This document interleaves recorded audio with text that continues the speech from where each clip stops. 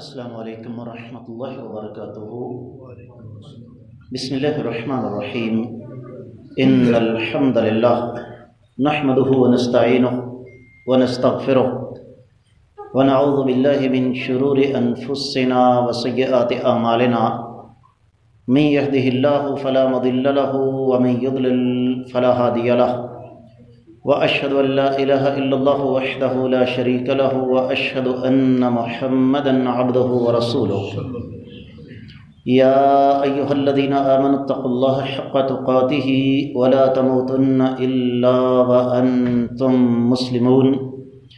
يا أيها الناس اتقوا ربكم الذي خلقكم من نفس واحدة وخلق منها زوجها وبث منهما رجالا كثيرا ونساء، واتقوا الله الذي تساءلون به والأرحام إن الله كان عليكم رقيبا۔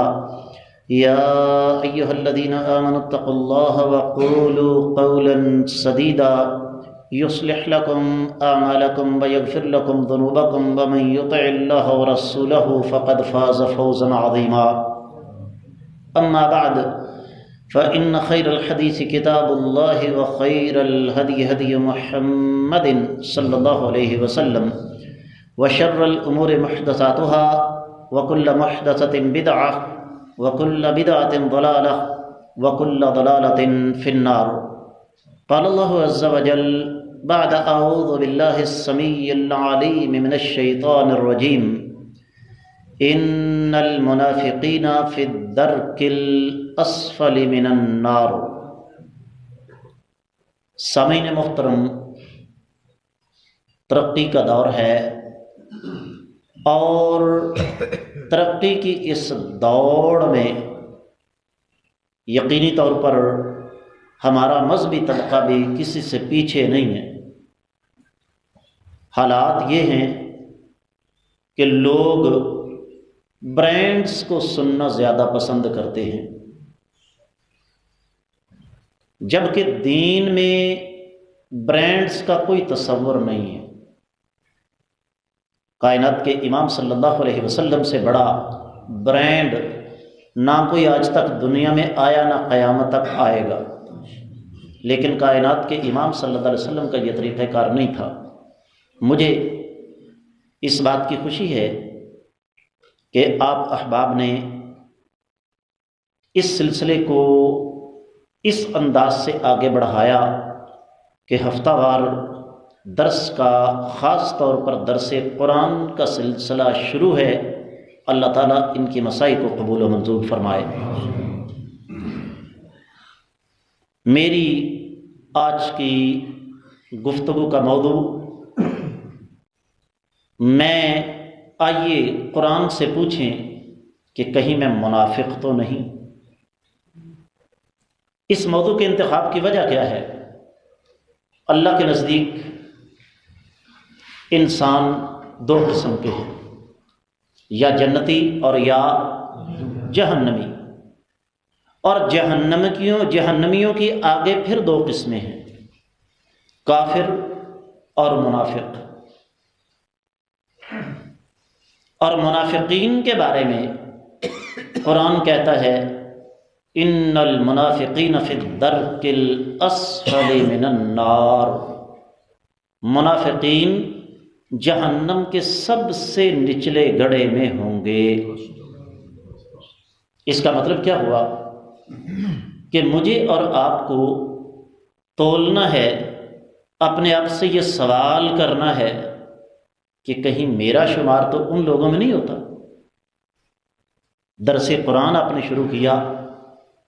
قرآن مجید کی سب سے طویل سورہ مبارکہ سورۃ البقرہ ہے، اور سورۃ البقرہ کی ابتدائی 20 آیات مبارکات میں میرے اللہ نے انسانوں کی 3 قسمیں ہمارے سامنے رکھیں۔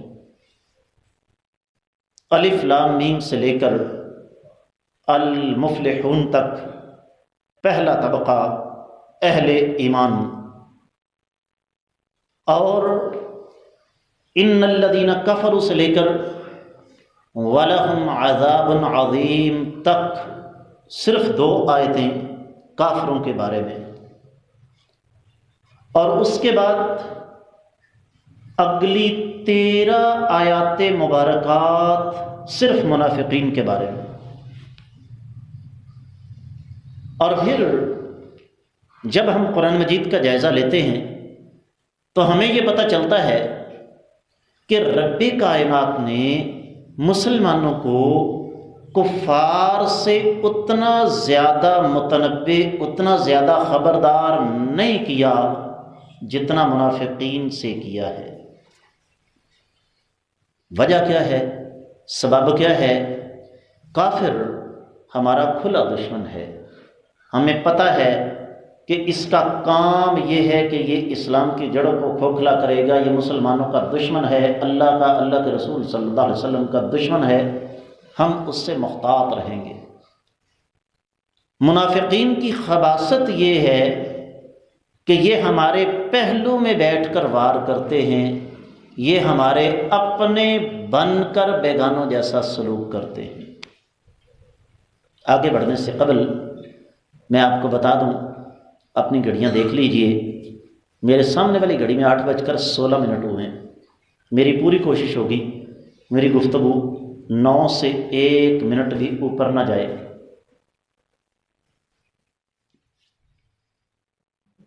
لیکن یہ جو تھوڑا سا وقت ہے نا،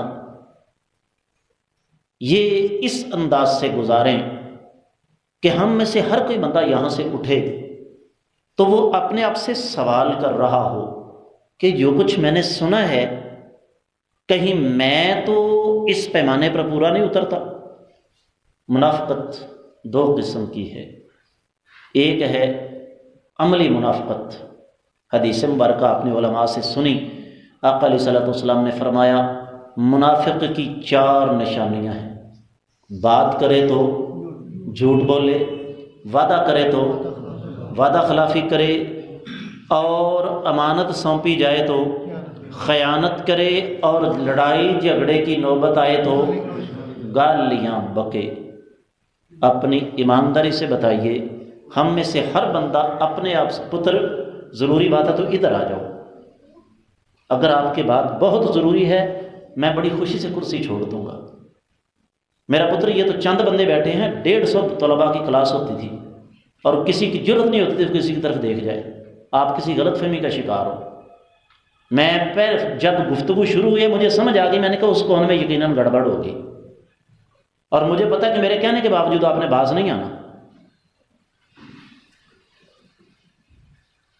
میں جو عرض کر رہا تھا کہ یہ جو 4 چیزیں ہیں، بات کرتے ہوئے جھوٹ بولنا، وعدے کی خلاف ورزی کرنا۔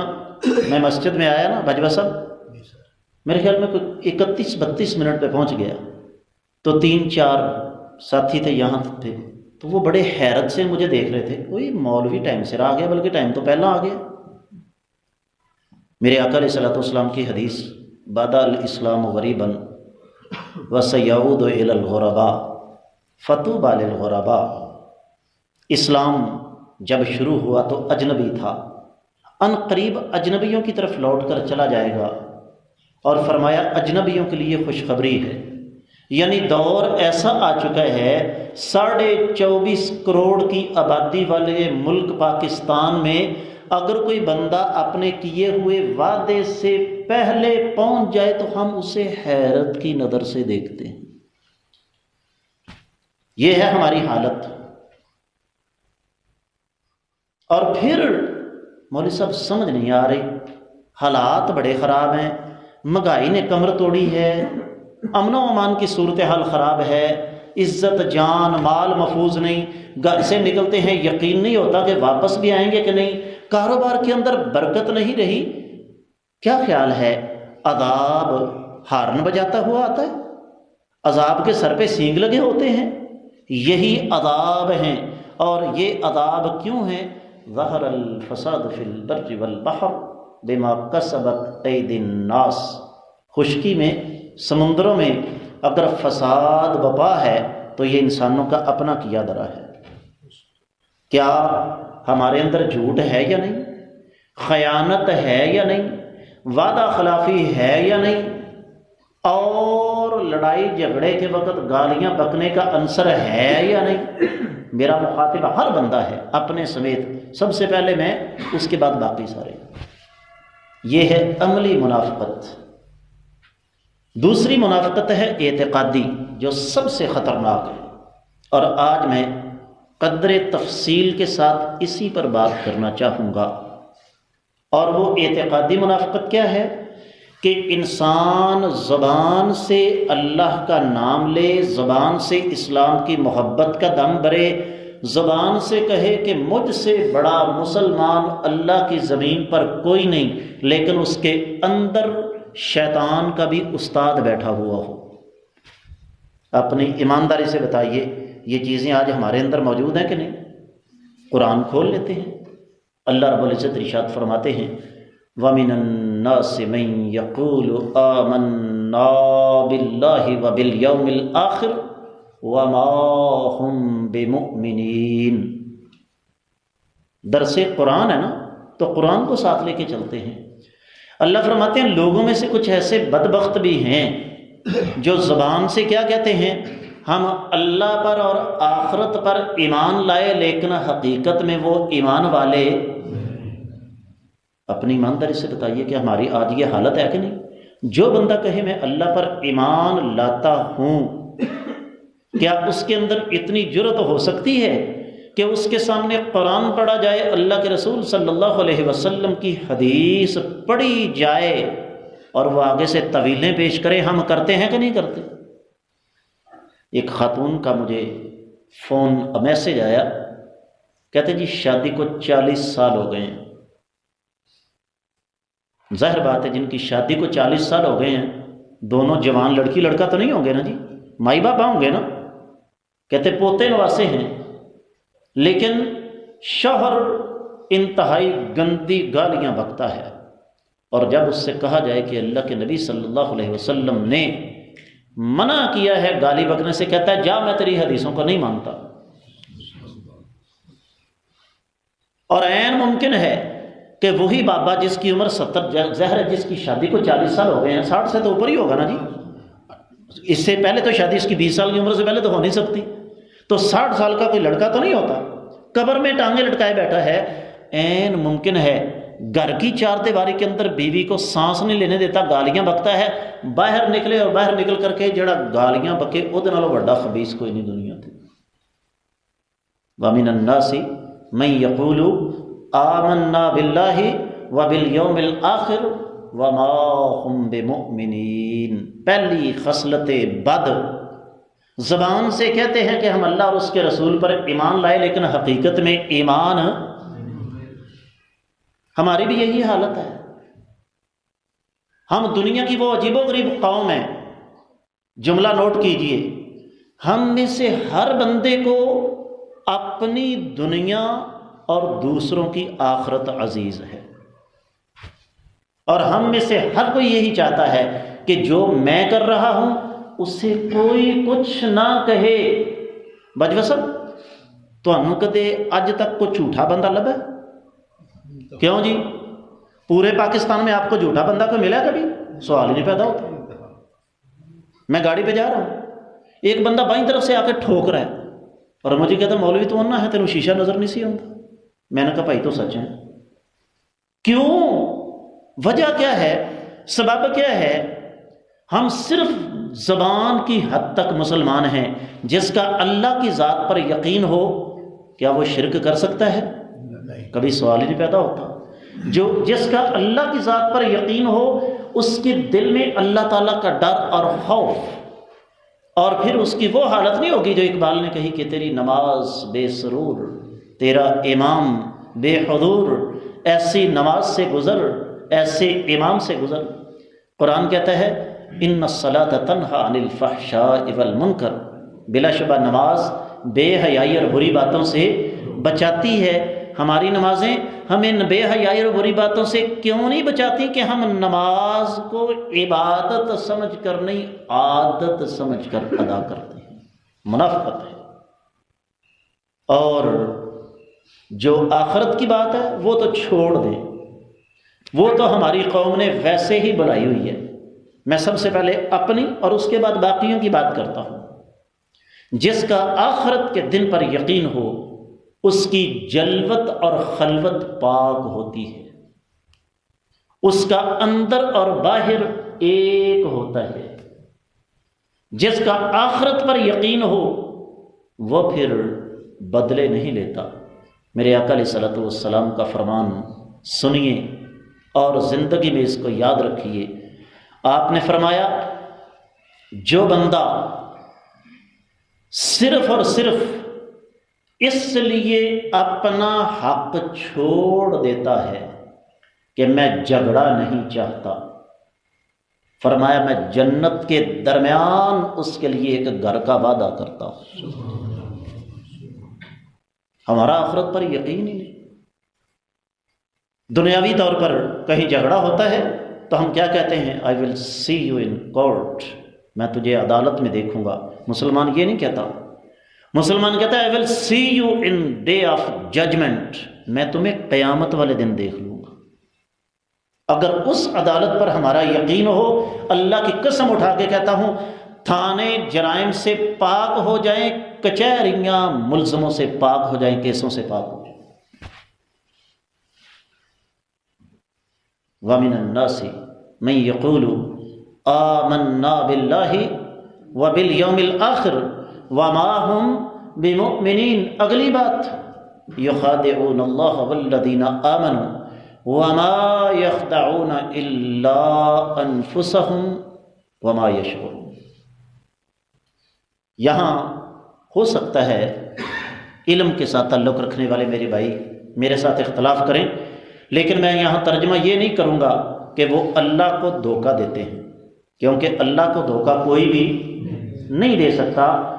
میں یہاں ترجمہ یہ کروں گا وہ اللہ کو دھوکہ دینے کی کوشش کرتے ہیں، اور ایمان والوں کو بھی، لیکن حقیقت میں وہ اپنے آپ کو دھوکہ دے رہے ہیں، لیکن ان کو اس بات کا شعور۔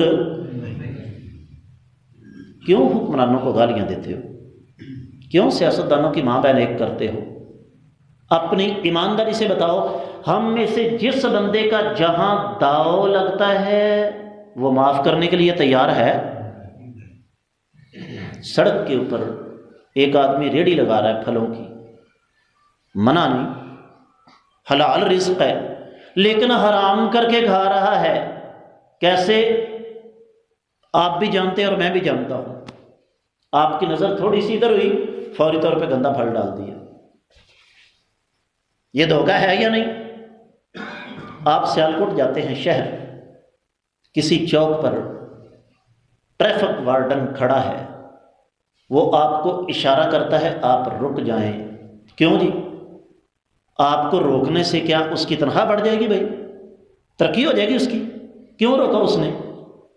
اس لیے کہ اگر ہر کوئی گھسنے کی کوشش کرے گا ٹریفک بلاک ہو جائے گی۔ وہ چوک جو 3 منٹ کے اندر خالی ہونے والا ہے، ہو سکتا ہے اس کو 3 گھنٹے لگ جائیں۔ لیکن ہم کیا کریں گے؟ خاص طور پر میرے موٹر سائیکلوں والے بھائی دائیں سے بائیں سے گھسنے کی کوشش کریں گے، اور پھر فخر کریں گے اس بات پر فخر کریں گے، لو جی مجھے ٹریفک وارڈن نے بڑا روکنے کی کوشش کی، میں تو کھلوتا روک، میں تے وہ چلے۔ دھوکہ ہے اور یہ منافقت ہے۔ میں آپ کو بتا دوں، بڑا سخت سا ایک جملہ استعمال کروں گا، ہم قوم نہیں ریوڑ ہیں۔ دوبارہ کہہ رہا ہوں، ہم قوم نہیں ہیں بلکہ کیا ہیں؟ میں ثبوت دے سکتا ہوں آپ کو، اپنی ایمانداری سے بتائیے۔ یہ اس وقت جو غلغلہ مچا ہوا ہے، میرا کسی سیاسی پارٹی کے ساتھ تعلق نہیں، میں اس کو سیاسی پارٹی نہیں کہتا، بلکہ یہ کیا ہیں؟ سیاسی پارٹیاں۔ یہ سیاست نہیں بلکہ کیا ہے؟ سیاست ہے۔ سب کو پتہ ہے نا کہ اس ملک کو لوٹ کر کھانے والے ہیں یہ لوگ، سب کو پتہ ہے۔ یہ جو اب کیسی عجیب و غریب بات ہے کہ میرے غریب آدمی کے پاس ایک آدمی ووٹ مانگنے آ رہا ہے، اس کے پاس 3 پراڈو ہیں 50 کروڑ کی۔ یار اس بچے کو چپ کو نہیں کروا سکتا۔ اور مجھے پتہ ہے کہ یہ جو 3 پراڈوز آئی ہیں یہ ماں کا سوتر بیچ کر نہیں آئی، یہ باپ کی پراپرٹی بیچ کر نہیں آئی، یہ کہاں سے آئی ہیں؟ میرا اور آپ کا خون چوس کر۔ لیکن اس کے باوجود ہم آگے دمالے ڈالیں گے۔ دیکھ رہے ہیں نا آپ اس وقت کیا تماشا لگا ہوا ہے، پھولوں کے ہار، پتیاں نشاور ہو رہی ہیں، کس لیے؟ آؤ چورو، آؤ ڈاکوؤ، ہم سے آ کر ووٹ مانگو اور اس کے بعد ہماری گردنوں کے اوپر بیٹھ کر ہمارا خون چوس کر پاکستان میں اور بیرون ملک اپنی جائیدادیں بنا لو۔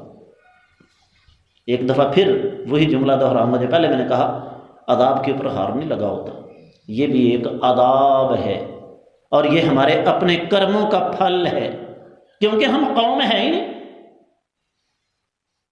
اور اس کے باوجود اچھا جس کو آج ناک صاف کرنے نہ آتی وہ کہتا مولویوں سے افا پایا سارا۔ پیدا ہوا، بچے کے کان میں اذان کہنے والی حدیث صحیح ہے کہ نہیں وہ ایک علیحدہ مسئلہ ہے، لیکن بچے کے کان میں اذان کون کہے؟ پرانی بات ہے، 24 سال پہلے کی۔ اگر آپ کو یاد ہو 2000 میں نا رمضان شدید سردی کے موسم میں آیا تو میں مسجد کی چھت پہ بیٹھا ہوا، ایک خاتون باغی آئیں اور پتر چھیتی آئیں۔ میں نے کہا جی کیا ہوا؟ مینوں رب نے پوترا دیتا ہے وہ دے کان چ اذان آکھنی۔ میں نے کہا ماشاءاللہ آپ مسلمان ہیں، آپ کا بیٹا بھی مسلمان ہے، اپنے بیٹے سے کہیے اپنے بیٹے کے کان میں اذان کے۔ اے پتر انہوں شرم آندی ہے۔ میں کہ پھر کوئی یہ سب تو بڑا بشرم تے تانوں میں ہی نظر آیا۔ بچے کے کان میں اذان کہے تو مولوی، نکاح پڑھائے تو مولوی، جنازہ پڑھائے تو، اس کے باوجود مولوی سب سے برا ہے۔ مولوی کا قصور کیا ہے کہ اس نے اس گئے گزرے دور میں امام الانبیاء محمد رسول اللہ صلی اللہ علیہ وآلہ وسلم کے منبر و محراب کو سنبھال کر رکھا ہوا ہے۔ میں اب اس طرف نہیں جانا چاہتا، صرف چلتے چلتے بات کر دیتا ہوں، چونکہ کم و بیش کوئی 35 سال سے زیادہ عرصہ ہو گیا اس میدان میں عملی طور پر۔ حقیقت کیا ہے؟ دین کی تباہی کیسے ہوئی؟ اکثریت کی بات کرتا ہوں، سب کی نہیں۔ جس کا بیٹا ذہین و فطین ہے، زندگی میں کوئی کام کرنے کے قابل ہے، وہ اسے سب سے پہلے بیکن ہاؤس، کیتھیڈرل، اس کے بعد جی سی، اس کے بعد Berkeley California, Harvard, Cambridge, Oxford, اور جو ذہنی طور پر، جسمانی طور پر، روحانی طور پر، معاشرتی طور پر ہر لحاظ سے بیکار ترین بچہ ہے، اسے ہم کہاں بھیج دیتے ہیں؟ مولوی صاحب تسی سامنے ساڑھے کو قابو نہیں ہوتا۔ یہ لتر اللہ کی طرف سے ہمیں ایسے نہیں بڑھ رہے۔ ایک درد دل کے ساتھ بات کرنے لگا ہوں۔ میں جس آبادی میں بیٹھا ہوں 25,000 کی آبادی ہے جی۔ یہاں کی کتنی ہوگی؟ اس پنڈ کی آبادی کتنی ہوگی اندازاً؟ جی 15,000۔ 15,000 کی آبادی میں آپ مجھے 15 نوجوان لڑکے دکھا سکتے ہیں جن کی شکل و صورت، لباس سنت کے مطابق ہو، 5 وقت کے نمازی ہوں؟ کیا 15 بچیاں مجھے دکھا سکتے ہیں جو با پردہ، با حیا، دیندار، دین کو سمجھنے والی ہوں، 5 وقت کی نمازی ہوں؟ کیوں؟ اس میں بھی ہمارا اپنا قصور ہے، ہماری منافقت ہے۔ اور منافقت کیا ہے؟ یخادعون اللہ والذین آمنوا وما یخدعون الا انفسهم وما یشعرون۔ یہ ہماری منافقت کی انتہا ہے کہ ذہین ترین بچے ڈاکٹر، پروفیسر، انجینئر، پروفیسر، صحافی، پائلٹ، وکیل، چارٹرڈ اکاؤنٹنٹ، فوج کے اندر کمیشنڈ آفیسر، اور جو بچہ سب سے زیادہ بیکار ہے وہ کہاں بھیج دیا؟ ذاتی بات کرنے کی اجازت چاہوں گا۔ مسجد نبوی میں درس دیتا تھا، اللہ نے 6 سال توفیق عطا فرمائی ہے۔ کسی نے میرے تائے کو آ کر کہا چودھری تجھے مبارک ہو، تیرا بھتیجا مسجد نبوی میں درس دے رہا ہے۔ اللہ کی قسم کھا کے تو اتنی بڑی گالی دے کے کہنے لگا ساڈے چ حرام دا پیدا ہو گیا، جٹاں دا منڈا ہو کے تے پے کہڑے پاسے گیا ہے۔ یہ ہے منافقت، اور اس منافقت نے ہماری جڑوں کو کھوکھلا کیا ہے۔ یہی وجہ ہے اللہ اگلی بات کیا فرماتے ہیں؟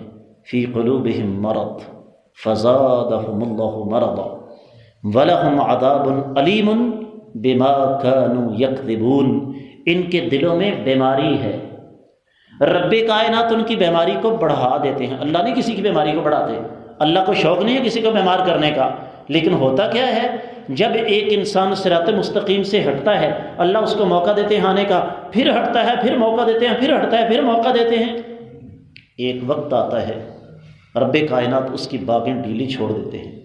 کیوں؟ اس لیے کہ رب کائنات کو ہماری ضرورت نہیں، ہمیں رب کائنات کی ضرورت ہے۔ فی قلوبہم مرض فزادہم اللہ مرضا ولہم عذاب علیم بما کانوا یکذبون، ان کے دلوں میں بیماری ہے، اللہ تعالیٰ اس بیماری کو بڑھا دیتے ہیں اور ان کے لیے دردناک قسم کی سزا ہے، کیونکہ حقیقت میں یہ اللہ کے دین کو جھٹلانے والے ہیں۔ اور ہم جھٹلانے والے میں آپ کو بتا دوں، مانے یا نہ مانے، اپنی ایمانداری سے بتائیے ہم میں سے کتنی فیصد ایسے لوگ ہیں جن کی ترجیح دین ہے؟ پھر ایک ذاتی مثال آپ کو دے دوں، قریبی عزیزہ ہماری بزرگ ہیں، حالات کیا تھے کہ ان کے گھر کا گزارا بڑی مشکل چلتا تھا۔ عید کا موقع آیا تو مجھے فون آ گیا بڑی عید کے موقع پہ، پتر قربانی کرنی ہے۔ میں نے کہا جی ساڈا حصہ رکھنا۔ میں نے کہا جی تساں قربانی نہیں کی تھی؟ اے پتر سانو توفیق نہیں ہے، ساڈی استطاعت نہیں ہے۔ اور بڑی عید سے زیادہ 10 دن پہلے انہوں نے بیٹے کی شادی کی، بڑی سادگی کے ساتھ، بینڈ باجا، لائٹنگ اور مووی پر 1 لاکھ روپیہ خرچ کیا۔ یہ سادگی ہے؟ قربانی کی توفیق نہیں۔ یہ میں آج کی بات نہیں کر رہا، 12-13 سال پہلے کی بات کرتا ہوں، جب 25 سے 30 ہزار روپے میں اچھا خاصا بکرا آ جاتا تھا۔ 25 سے 30 ہزار روپے کا بکرا نہیں لے سکتے، 12 سے 15 ہزار گائے میں حصہ نہیں ڈال سکتے، لیکن 1 لاکھ روپیہ کس پر خرچ کر دیا؟ مووی، بینڈ باجا اور لائٹنگ پہ۔ وَلَهُمْ عَذَابٌ أَلِيمٌ بِمَا كَانُوا يَكْذِبُونَ، زبان پر کچھ ہے، دل کے اندر کچھ ہے۔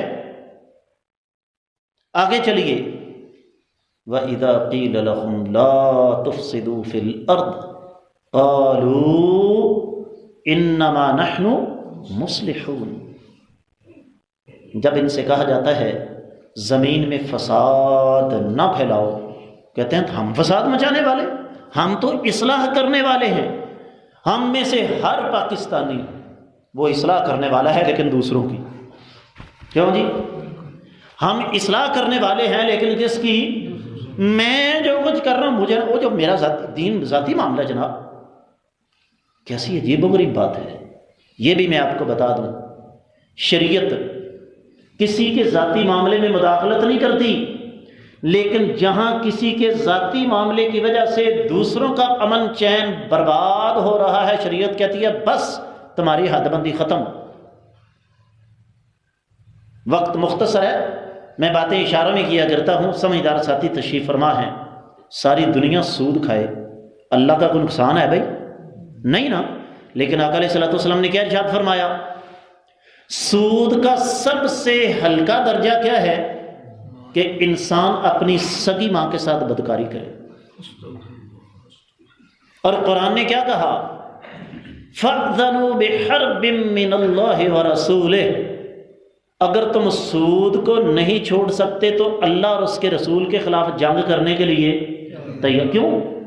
وجہ سنیے، سود کی وجہ سے چند افراد کا فائدہ ہوتا ہے، باقی پورے معاشرے کا۔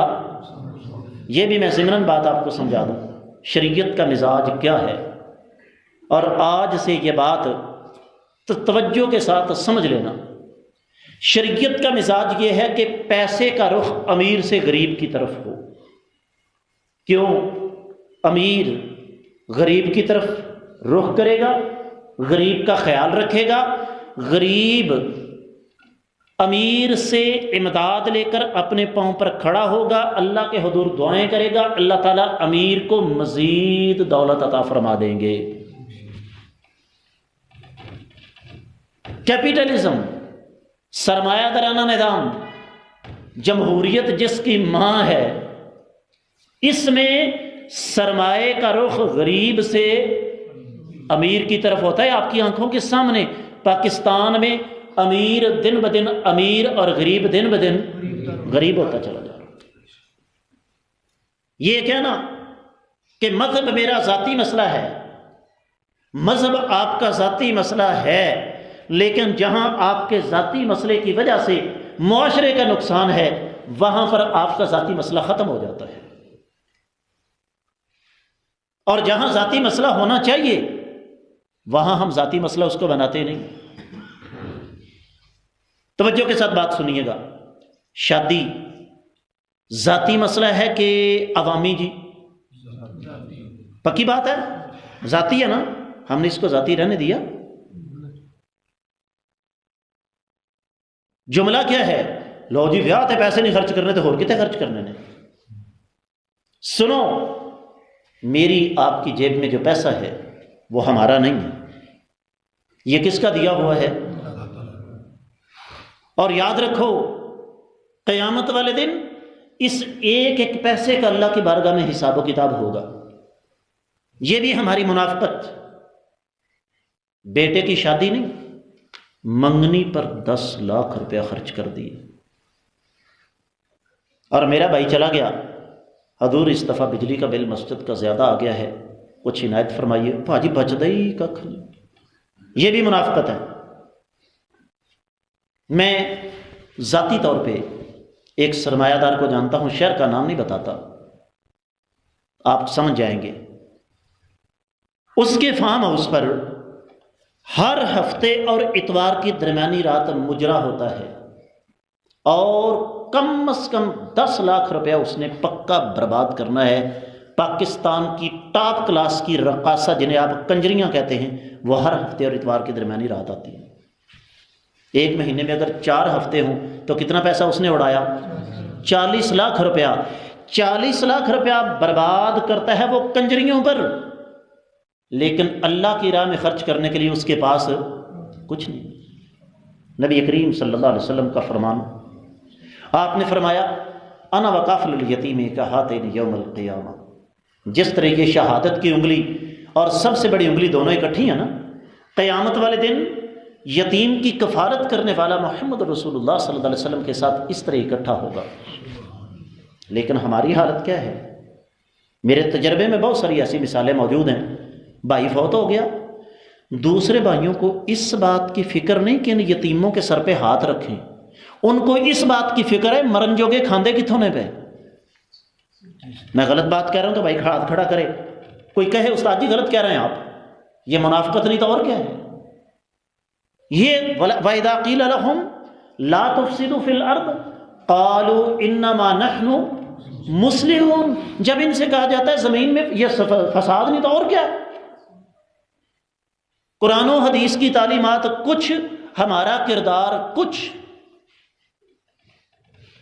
ٹرسٹ بنا ہوا ہے، وہاں پر جناب روزانہ صبح دوپہر شام 500 بندہ آ کے کھانا کھا رہا ہے، لنگر خانہ کھلا ہوا ہے، لیکن بیوہ بابی نے آ کے دستک دی، بھائی جان آج 4تھا دن ہے، آٹا ختم ہو چکا ہے، بچے سفید چاول نمکین کھا کر گزارا کر رہے ہیں، تھوڑا سا تعاون فرما دیجئے، میں تیرے واسطے رکھے نا پہلے چل دفعہ ہوئے تو یہ تے ساری عمر دے فقیر ہو۔ نہیں، مسلمان کا یہ کردار نہیں ہوتا۔ اور اگر ان کے ساتھ تعاون کرنا ہے تو قرآن کی مخالفت میں یا ایھا الذین آمنوا لا تبطلوا صدقاتکم بالمن والاذی، اے ایمان والو اپنے صدقات کو احسان جتلا کر اور جس کو دے رہے ہو اس کو اذیت دے کر ضائع مت کرو۔ حدیث نے کیا کہا؟ میرے آقا علیہ السلام کا فرمان، فرمایا سبعۃ یظلہم اللہ یوم القیامۃ یوم لا ظل الا ظلہ، قیامت کا دن ہوگا، 7 قسم کے لوگ اللہ کے عرش کے سائے کے نیچے ہوں گے، جس دن اللہ کے عرش کے علاوہ کسی اور چیز کا سایہ نہیں ہوگا۔ تو فرمایا ان میں سے ایک آدمی کون ہے؟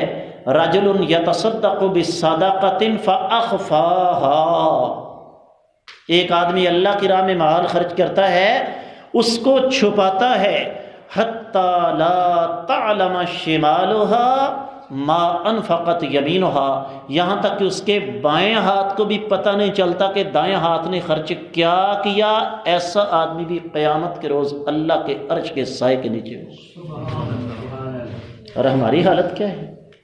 میں نے ان آنکھوں سے تصاویر دیکھی، فلاں سیاسی لیڈر بیوہ خاتون کو 1000 روپے کی امداد دے رہے ہیں، اور باقاعدہ سوشل میڈیا پر اخبارات میں تصویریں چھپ رہی ہیں۔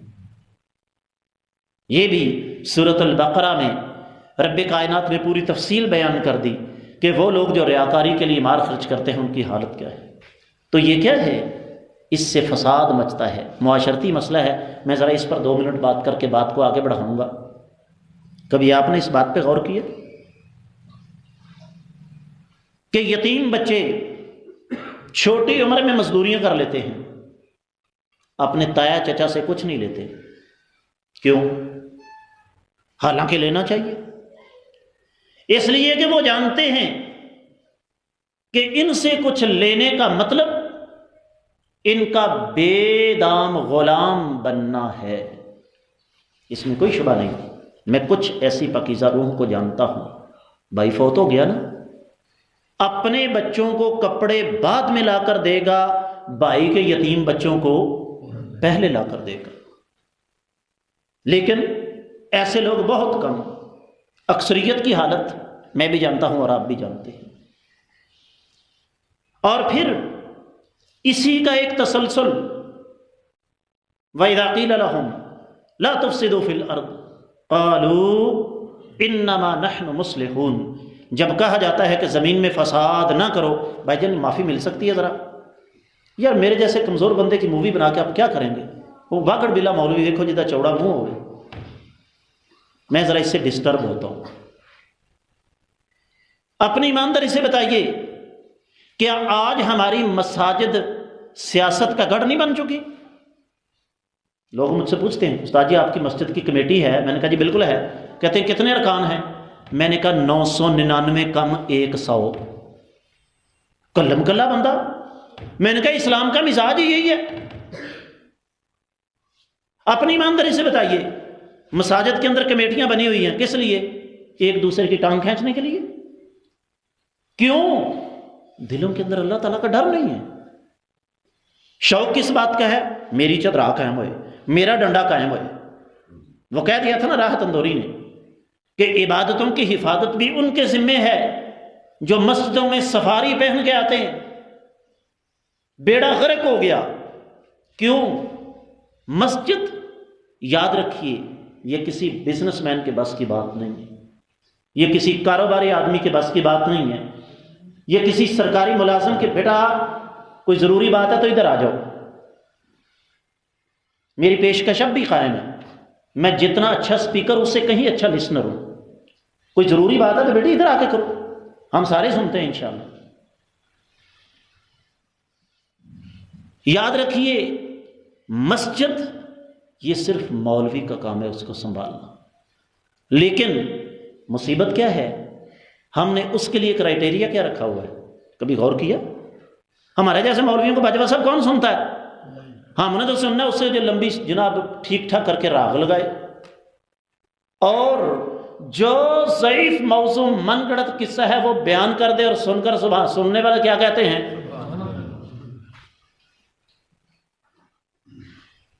یہ بھی منافقت ہے۔ تولیے اپنے آپ کو، آگے بڑھیے۔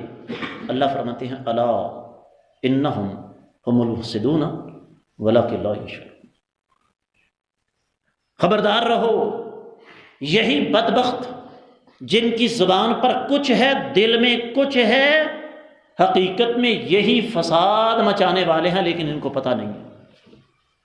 آگے چلیے، وَإِذَا قِيلَ لَهُمْ آمِنُوا كَمَا آمَنَ النَّاسُ قَالُوا أَنُؤْمِنُ كَمَا آمَنَ السُّفَهَاءُ أَلَا إِنَّهُمْ هُمُ السُّفَهَاءُ وَلَكِنْ لَا يَعْلَمُونَ۔ جب ان سے کہا جاتا ہے اس طرح ایمان لاؤ جس طرح لوگ ایمان لائے، کہ یہ تو بے وقوف ہیں۔ اپنی ایمانداری سے بتائیے، آج کے دور میں سچ بولنے والے کو کیا کہا جاتا ہے؟ بے وقوف۔ آج کے دور میں سادہ زندگی گزارنے والے کو کیا کہا جاتا ہے؟ بے وقوف۔ آج کے دور میں ایمانداری کا مظاہرہ کرنے والے کو کیا کہا جاتا ہے؟ بے وقوف۔ آج کے دور میں اللہ سے ڈرنے والے کو کیا سمجھا جاتا ہے؟ یہ نا مولویوں کو کہتا پتہ ہے، واقعی مولوی کو تو کوئی پتہ نہیں۔ جی مولوی بڑے تنگ نظر ہوتے ہیں، مولوی واقعی بڑا تنگ نظر ہے، جو دنیا کی اس چند روزہ زندگی کو نہیں دیکھتا بلکہ اس کی نظر کہاں ہوتی ہے؟ آخرت پر ہوتی ہے۔ تولتے جائیے اپنے آپ کو اور آگے بڑھیے۔ وَإِذَا لَقُوا الَّذِينَ آمَنُوا قَالُوا آمَنَّا، جب ایمان والوں سے ملتے ہیں تو کہتے ہیں ہم ایمان لائے۔ وَإِذَا خَلَوْا إِلَى شَيَاطِينِهِمْ قَالُوا إِنَّا مَعَكُمْ إِنَّمَا نَحْنُ مُسْتَهْزِئُونَ، جب اپنے شیطانوں کے ساتھ تخلیہ میں جا کر ملتے ہیں تو کہتے ہیں ہم تو تمہارے ساتھ ہیں، ہم تو ان کا مذاق اڑا رہے ہیں۔ نام نہیں میں لیتا، ایک دفعہ ٹی وی پر ایک مذاکرہ چل رہا تھا، صرف ایک نام لوں گا، قاضی حسین احمد، اللہ تعالیٰ ان کے گناہ معاف کرے۔ ان کے ساتھ دو بڑے سیاستدان بیٹھے ہوئے تھے، اور میں ایک دفعہ پھر عرض کر دوں، اگر کسی کے جذبات کو ٹھیس پہنچے میں کوئی معذرت نہیں کروں گا۔ میرے نزدیک 99% سے زیادہ سیاستدان ان آیات مبارکات پر پورے اترتے ہیں، منافقت کی چلتی پھرتی تصویریں۔ میں کسی پارٹی کا نام نہیں لیتا۔ ساتھ دو ایسی ہستیاں بیٹھی ہوئی تھیں جو مجھے اور آپ کو الو بنانے کے لیے لڑتے ہیں۔ جملہ نوٹ کیجئے، یہ سیاستدان مجھے اور آپ کو بے وقوف بنانے کے لیے کیا کرتے ہیں؟ پاکستان میں باجوہ صاحب 3 بڑی پارٹیاں نام لیجئے، پی ٹی آئی، نون لیگ اور پیپلز پارٹی۔ آپ کو پتہ ہے تینوں ایک ہیں اندر سے۔ کس حوالے سے؟ اقتدار میں آئیں گے، قوم لوط مرد کی مرد کے ساتھ بدفعلی کو جائز قرار دے دیں گے، بغیر ثبوت کے میں بات نہیں کرتا۔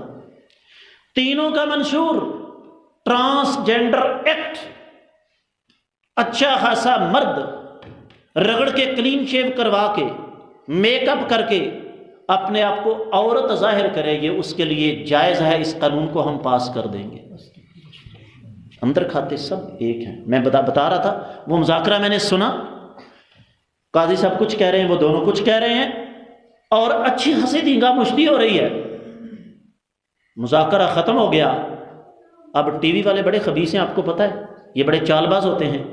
انہوں نے بظاہر یہ ظاہر کیا کہ جیسے کیمرہ آف ہو چکا ہے، لیکن آف نہیں ہوا تھا۔ دونوں ایک دوسرے کے ہاتھ پر ہاتھ مارتے، کہتے سنا پھر کیسی کی تھی انہوں نے، مولوی نے نت پا کے رکھی ہے کہ نہیں رکھی؟ یہ اندر سے اسلام کے مخالف ہیں۔ وَإِذَا خَلَوْا إِلَى شَيَاطِينِهِمْ قَالُوا إِنَّا مَعَكُمْ۔ باجوہ صاحب آپ نے بڑی بڑی شادیاں اٹینڈ کی ہیں، اپنی ایمانداری سے بتائیے کسی بڑے سیاسی لیڈر کی بیٹی یا بیٹے کا نکاح ہو، وہاں پر ساری پارٹیوں کے بندے اکٹھے ہوتے ہیں کہ نہیں ہوتے؟ جفیاں ڈالتے ہیں کہ نہیں ڈالتے؟ اس کا مطلب کیا ہوا؟ انہوں نے بیوقوف کس کو بنایا ہوا ہے؟ اور یہ ہم سے بڑا بیوقوف ہے ہی کوئی نہیں جو ان کی خاطر مسجدوں کے اندر لڑنے سے باز نہیں آتا۔ آئے میرے پاس بندے، اور جی ماشاءاللہ آپ کے پاس جمعے کے موقع پہ رش کافی ہوتا ہے، تو فلاں سیاسی پارٹی کے لیڈر ہیں وہ کچھ کہنا چاہتے ہیں۔ میں نے کہا جوتا پہنے اور باہر۔ تو پیو دی مسجد ہے؟ میں نے کہا بالکل میرے پیو دی مسجد ہے۔ میں نے کہا بھول جاؤ اس بات کو کہ میں اللہ کے گھر کو اس گندی سیاست کا کھاڑا بننے کا موقع دوں گا۔ اور یہ تو یہاں کی بات ہے نا، یہاں پر تھوڑا سا یہ ہاتھ ہلکا رکھتے ہیں، جب یہ باہر جاتے ہیں نا، لندن جاتے ہیں، ٹورنٹو جاتے ہیں، نیو یارک جاتے ہیں، اور ایک اور جگہ کا نام نہیں میں یہاں لیتا، آپ سمجھ گئے ہوں گے میں کہاں کا نام لے رہا ہوں۔ جب شیطان کے پجاریوں سے جا کر ملتے ہیں تو کیا کہتے ہیں؟ ہم نے پاکستانی عوام کو الو بنایا ہوا اسلام کے نام پر۔ میں ایک سوال آپ سے کرتا ہوں، بجوہ صاحب آپ ایک حفاظتی ادارے میں ہیں، درست ہے؟ اگر آپ سے یہ کہا جائے کہ آپ فزکس، کیمسٹری یا بایولوجی کے موضوع پر کوئی لیکچر دیں تو دے سکتے ہیں؟ سوال ہی نہیں پیدا ہوتا۔ آپ ایک آٹو موبائل انجینئر سے کہیں، گاڑیاں ٹھیک کرنے والے سے، کہ جناب میں جب نماز کے لیے کھڑا ہوتا ہوں تو میری ایڑیاں جلتی ہیں، کیا وہ آپ کو کچھ بتا سکتا ہے؟ ایک ڈاکٹر کے پاس جب آپ جائیں گے اور اس سے کہیں کہ حضور والا سردی کے موسم میں میری گاڑی چلتے چلتے ہلکی ہلکی مسنگ کرتی ہے، وہ کہے گا یا تم بے وقوف ہو یا مجھے بے وقوف تم نے سمجھا ہوا ہے، میرا کام انسانوں کا علاج کرنا ہے، میں مکینک نہیں ہوں۔ لیکن دین کتنا مظلوم ہے کہ جس کو ناک صاف کرنا نہ آتی، خود دائیں ہاتھ کی انگلیاں ناک کے اندر مار رہا ہے، وہ اٹھ کے دین کے اوپر باتیں کرنے لگا۔ کیا آپ نے اپنے کانوں سے سنا نہیں؟ او جی آپ چرچ چلے جاؤ، آپ گرجے چلے جاؤ، آپ گردوارے چلے جاؤ، آپ مندر چلے جاؤ، آپ مسجد چلے جاؤ، کوئی فرق نہیں۔ اور سننے والے کیا کہتے ہیں؟ نعرے مار رہے ہیں آگے سے، وَإِذَا خَلَوْا إِلَىٰ شَيَاطِينِهِمْ قَالُوا إِنَّا مَعَكُمْ إِنَّمَا نَحْنُ مُسْتَهْزِئُونَ۔ اور یاد رکھیے یہ جن شخصیات کے بت بنا کے آپ پوجا کرتے ہیں نا، قیامت والے دن یہ شخصیات ہمارے کام آنے والی نہیں ہیں۔ میں پھر ایک دفعہ عرض کروں، مجھے نہیں پتا یہ جتنے ساتھی تشریف فرما ہیں ان میں سے کون کس پارٹی کے ساتھ ہے، لیکن آپ میں سے کوئی بندہ بھی اٹھ کے اپنی اپنی پارٹی کے سربراہ کے پاس چلا جائے، پہلے تو بات یہ وہاں پہنچنا ممکن نہیں، لیکن فرض کرو پہنچ جائے اور جا کر سوال کر کے حضور آپ مجھے جانتے ہیں، وہ کیا کہے گا؟ کون ہے تم؟ ہے یا نہیں؟ لیکن یاد رکھیے جس ہستی مقدسہ کے اشارے پر جنت کا دروازہ کھلے گا نا، قیامت والے دن وہ اپنے ایک ادنا سے امتی کو بھی لازمی طور پر پہچان لیں گے۔ تو پھر دامن کس کا پکڑنا ہے؟ ان بدبخت منافق سیاست دانوں کا یا کائنات کے امام صلی اللہ علیہ وآلہ وسلم؟ وقت ختم ہو رہا ہے، آخری آیت پڑھتا ہوں۔ اللہ فرماتے ہیں اللہ یستہزئ بہم، اللہ ان کا مذاق اڑاتے ہیں، وَیَمُدُّہُمْ، اور اللہ ان کو مول دیتے ہیں، فی طغیانہم یعمہون، یہ اپنی سرکشی میں اندھے ہو چکے ہیں۔ ہم من حیث القوم، اندھے ہیں، کہو نہیں۔ بات پھر اس دوسری طرف چلی جائے گی۔ صورتحال کیا ہے کہ لیڈر ان کی حالت ہے گھوڑے کی، لیڈ کرتا چلا جاتا ہے اور کارکن پیچھے سے اس لیڈ کو صاف کرتے چلے جاتے ہیں۔ جتنا بڑا مردی اسلام کے خلاف، پاکستان کے خلاف بیان دے دے سیاسی لیڈر، کارکن کہے گا نہیں، اس نے اصل میں جو کہا ہے اس کا مطلب اصل میں یہ تھا۔ اللہ فرماتے ہیں اللہ یستہزئ بہم، یہ اللہ کی طرف سے مذاق ہے۔ کب تک؟ کتنی دیر تک؟ یہاں پر اگر کوئی 18-20 سال کا نوجوان ہے تب بھی، اور اگر کوئی 50-60-70 سال کا تب بھی، ذرا پیچھے مڑ کر دیکھو جتنی زندگی گزار لی، اپنی ایمانداری سے بتائیے گزرنے کا پتہ چلا؟ قال کم لبثتم فی الارض عدد سنین قالوا لبثنا یوما او بعض یوم، اللہ تعالیٰ پوچھیں گے بتاؤ میری زمین پر کتنا عرصہ زندہ رہے؟ کہیں گے یا اللہ ایک دن یا دن کا کچھ حصہ۔ تو کیوں نہ آج ابھی اور اسی وقت قرآن کے اس ایک رکوع کی روشنی میں اپنے آپ کو تولیں کہ کہیں میں منافق تو نہیں ہوں۔